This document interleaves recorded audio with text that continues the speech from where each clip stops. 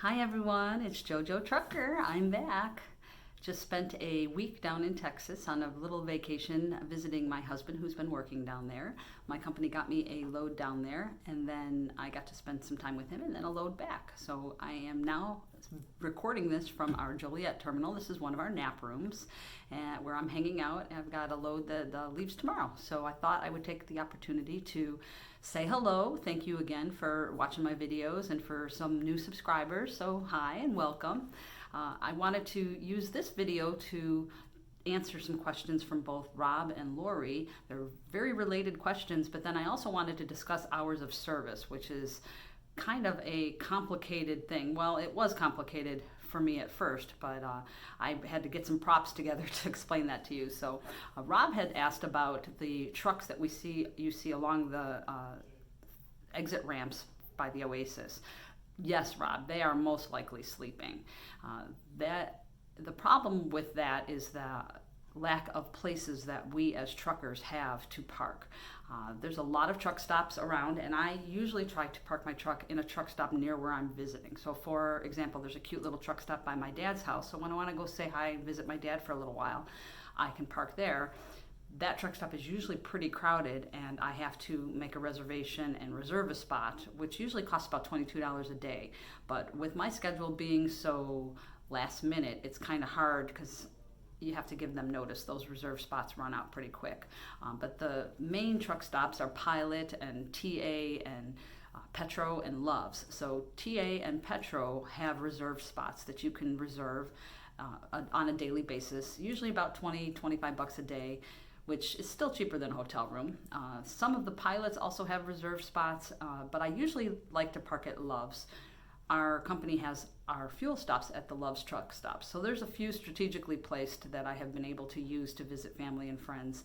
But for the most part, I am here at the Joliet terminal in between loads. It's very comfortable here. There's a driver's lounge that has TV and couches, and I can do my laundry for free, and the staff here is really nice, and I feel safe here. I don't necessarily not feel safe at a truck stop, but there's plenty of space to walk my dog as well, and within a half a mile here there's a nice walking path for me and the dog. So I do stay at this Loves a lot. Our company does not allow us to park on ramps and off ramps. It's kind of dangerous, but the amount of truck drivers out there is unbelievable, and there really are not a lot of places for us to park. Walmart is one of the places that will, for the most part, allow you to park in their lot, and I love that because I do all my grocery shopping at Walmart. So I just pull in the truck in a spot of their parking lot, and I can run in and do my grocery shopping. I've also noticed that there's a lot of Walmarts as you get closer to the city that are not allowing truck parking. So you've got to watch the signs if you're a truck driver and you're looking to park there. There is also a Walmart that I used to use when I was on my home time that would let me park the truck overnight. I talked to the manager and they give you a designated area that they prefer you to park. So for the most part, Walmart is great when you're on the road, but I usually like to talk to a manager first if it's going to be more than just my overnight.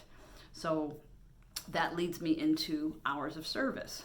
The hours of service were pretty complicated when I first learned about them in trucking school. I remember looking at the video and thinking, I'm never going to understand this. But I guess just like any other job, as you work with something, it becomes easier to manage. So I came up with some props. So I'm going to try and go through hours of service with you in a manner that maybe I can make you understand. But again, as always, if you have any questions, let me know. So let me get these props together and let's see what I can teach you. All right, there are a lot of levels to the way our day works, so I'm just going to use some basic information and basic props to get you through this. So I'm going to use this to represent a 14-hour day. So 1, 2, 3, 4, 5, 6, 7, 8, 9, 10, 11, 12, 13, 14. We are allowed to work 14 hours of on-duty time. So from the moment you start your clock, you have 14 hours to complete your day. Now what happens in that 14 hours can vary and changes from day to day. So during that 14-hour time period that you can be on duty, you are allowed 11 hours of driving time. So 1, 2, 3, 4, 5, 6, 7, 8, 9, 10, 11. So this could be at any point in the day. It'll work out depending on the way your load is. So you could drive for an hour get to your shipper, and then you're off duty for an hour or two while they load you, and then you will continue driving the rest of the day. So your day will be different depending on the load, but you are not allowed to drive more than 11 hours. The other layer to that is that you are not allowed to drive more than 8 hours without a 30-minute break. So somewhere before, 1, 2, 3, 4, 5, 6, 7, 8, somewhere before this point, you have to take a 30-minute break. Now that could come about many different ways. So like I said, you could drive for an hour to get to your shipper, and then you're down at the dock waiting for them to load you. It could be an hour, it could be 2 hours. That counts as your 30-minute break. So then from that point on, we start another time period. So then 1, 2, 3, 4, 5, 6, 7, 8. Somewhere before this point, you're going to have to take another break. That would be the kind of day if you are getting loaded from the beginning. Now I have days where I start driving immediately the beginning of the day. So if I'm going to use my full day of driving, somewhere before this point, I do have to take a 30-minute break. Now you are, again, allowed 14 hours of on-duty time, and then you need to take a 10-hour break. So after all of this work, you are down for 10 hours, and then you can start this again. You are not allowed to be on duty for more than 70 hours in an 8-day time period. So you have to keep an eye on this to make sure that you are not using up all of your hours. Otherwise, you have to shut down until you can get your hours back. And that gets more complicated with the way that comes back. But you can also reset your hours with a 34-hour reset.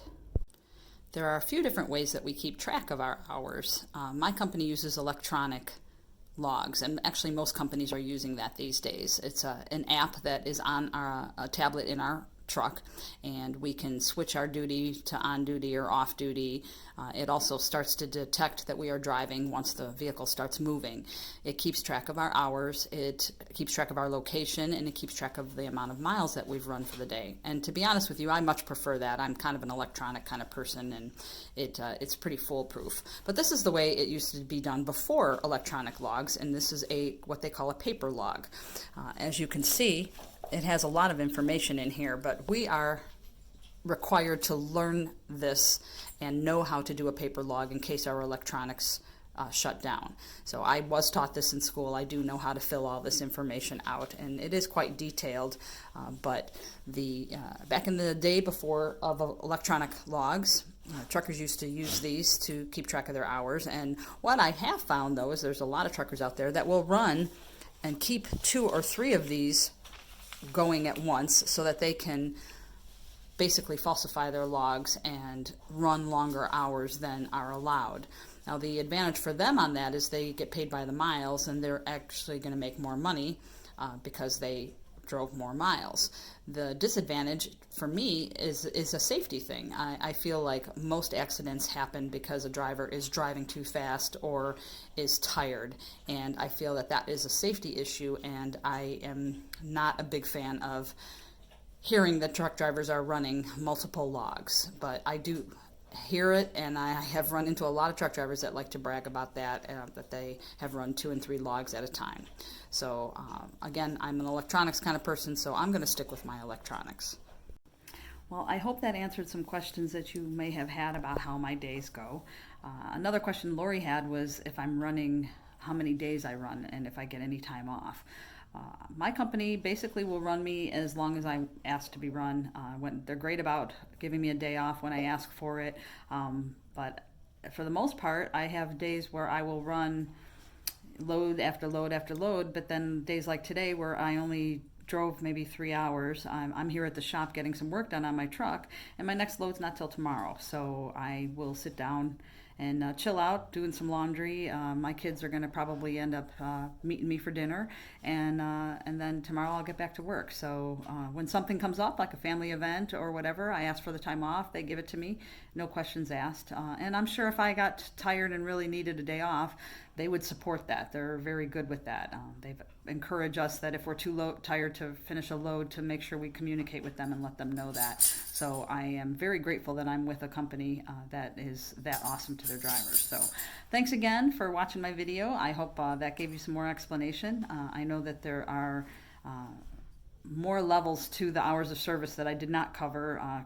We have added, or they have added, what's called a split sleeper berth, and I'm still learning how to operate that. So once I get the hang of that a little bit more, I will maybe do another video on it. But it's a way for you to extend out your 14-hour day so that you can make appointments for the most part. My loads are very much appointment oriented, so I may need to shut down for several hours and then come back on to make an appointment. So the split sleeper berth will help me with that, and I am still working out the details of how that works. So like I said, later on, once I get the hang of this, I can do another video about that. So thanks again for watching my videos. I appreciate all your questions, and they are usually topics I want to cover anyway, so it's awesome. So please like and click on the like and subscribe and share, and until next time, keep on trucking with JoJo Trucker.